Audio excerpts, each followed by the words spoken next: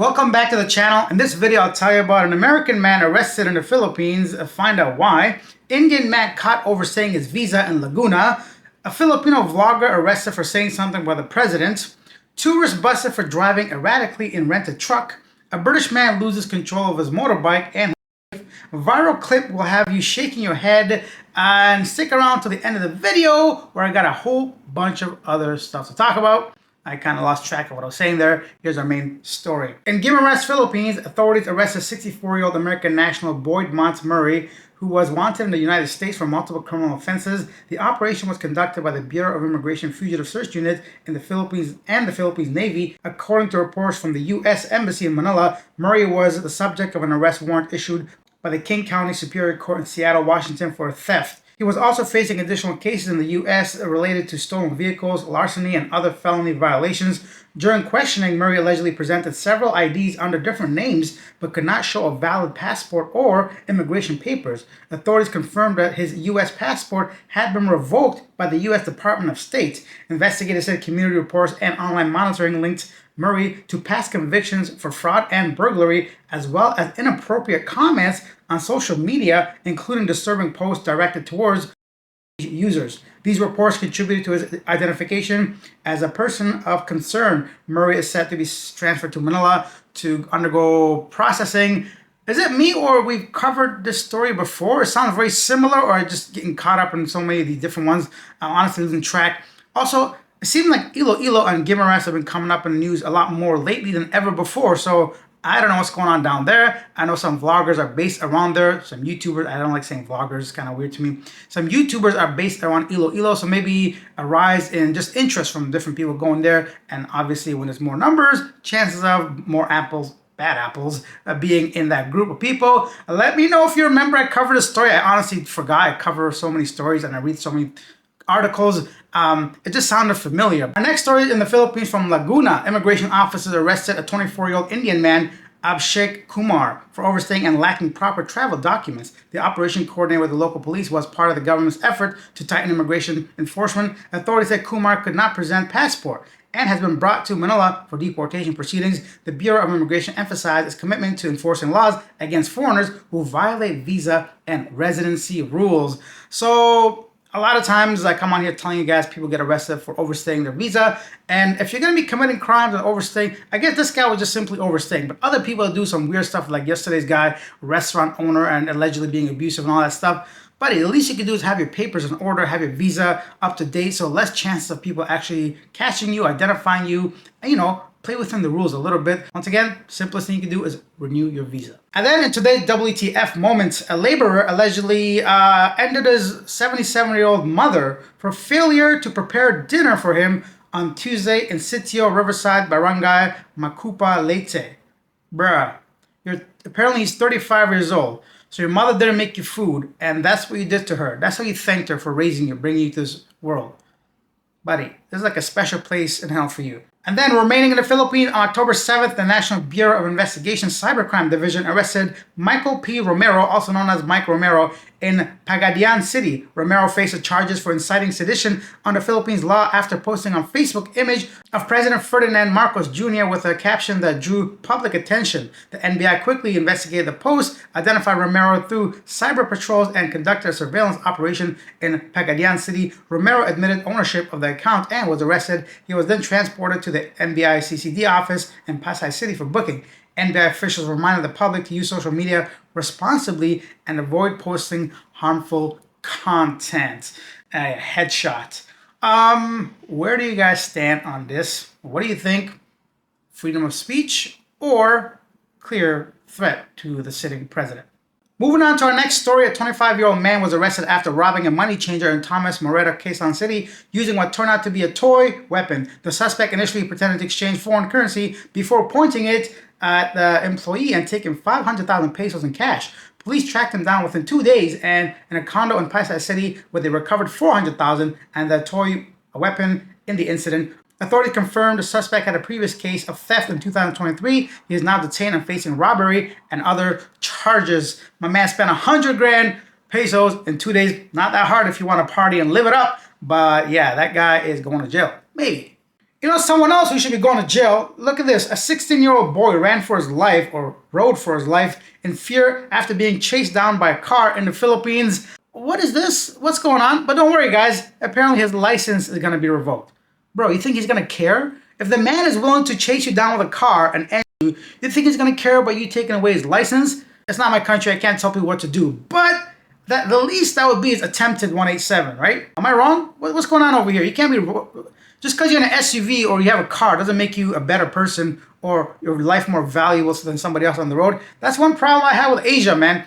Around here, in any Southeast Asian country I've traveled, if you have a car, you are automatically better than everybody else. At least that seems to be the mentality. The bigger your vehicle, the more you own the road, it seems like. And this dude, and if you're wondering why was this happening, apparently the boy scratched the other guy's car. Okay, that's not right, but does that give you the right to go ahead and chase somebody down with the car and hit him like that? It's messed up. I told you guys the roads are dangerous, so I'll tell you another story out here. Unfortunately, a 51-year-old British motorcyclist, Craig D, tragically passed away in Chiang Mai early on October 9th after losing control of his motorcycle. Emergency teams responded to the scene where the motorcycle had overturned in traffic lane. Authorities are reminding drivers to exercise extra caution, especially at night and on inclined or slippery roads, as high speeds and poor road conditions can increase the risk of serious accidents. The sad thing about all this stuff is, like, maybe not this case, but overall, you can drive perfectly normal, do all the things, obey the rules and the laws. All it takes some idiot to go ahead and basically ruin your whole life. Let's go back to the Philippines. Senator Raffy Tulfo on Wednesday called for the filing of appropriate charges against the BPO companies that forced their employees back to work after magnitude 6.9 earthquake in Cebu. I'm a big fan of Raffy Tulfo, but he does have a very entertaining show, although a lot of it is geared towards simpletons and whatever, just for entertainment, drama, and all that stuff. Some clicks.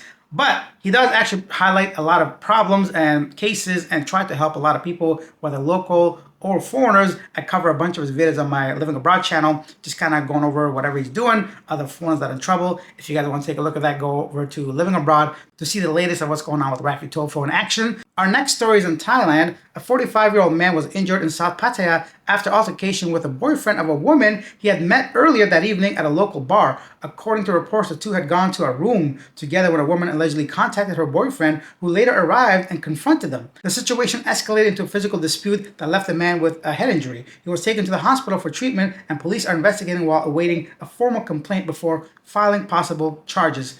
Here's another scam or situation you don't want to get into. This story is very, I'll say, common, right? What they do is, like, a girl would try to talk to you, or you talk to them, whatever. You go back to your place, and this is all like a way to go ahead and manipulate you and threaten you and blackmail you and put you in a situation you don't want to be in. The boyfriend comes, shows up, says, hey, what are you doing with my girl? And you, being in a different country, in a new country, as a tourist, as a foreigner, don't want to cause any trouble. So basically, you just pay the money and try to get rid of them. And so that's basically the game or whatever. And a lot of times the woman will say you did some stuff, maybe you didn't do, and obviously you just want to de-escalate the situation, and that is the entire point of the whole scam. Put you in a position where you just want to get rid of them by paying them off, essentially, right? So the woman that has no interest in you, doesn't care about you, your looks, or has any intention of being with you physically or emotionally or romantically. The whole idea is to go ahead and get some money out of you. If you don't know, now you know.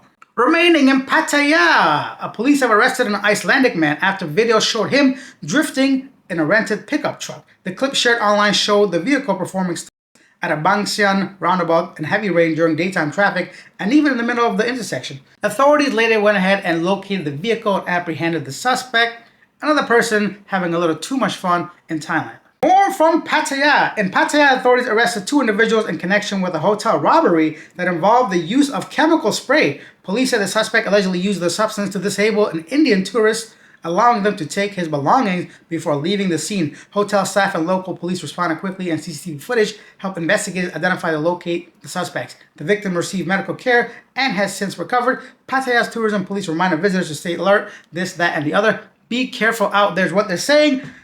Some people were saying this is sometimes a scam. Indians apparently do this and claim that they got robbed, something happened to them, they lost their gold chain, they lost their laptop, and this way they can go ahead and claim insurance, right? A simple police report going back to the home country, given to an insurance company, may result in a whole bunch of money. Not saying that's never happened before, but also we all know trans, by the way, the perpetrators were trans individuals. We all know they can be aggressive too.